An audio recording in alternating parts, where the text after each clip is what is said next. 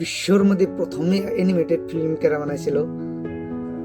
আমরা ভাবি যে ডিজনি বা হলিউড বা মার্ভেলে ফার্স্ট বর্ন অ্যানিমেটেড সিনেমা বানাইছিল, আসলে না, এটা বানাইছিল আর্জেন্টিনায়। বিশ্বর প্রথম যে অ্যানিমেটেড মুভি বানাইছিল হলো আর্জেন্টিনায়। এটার নাম আসাল এআই অ্যাপোস্টল। 1917 সনে বানাইছিল এই সিনেমাটা।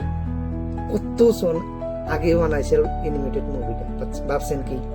যে বানাইছিল ইটালিয়ান কার্টুনিস্ট কুইরিনো খ্রিস্টিয়ানি। এটার মধ্যে 58,000 হাতে বানা ফ্রেম দিয়ে বানাইছে।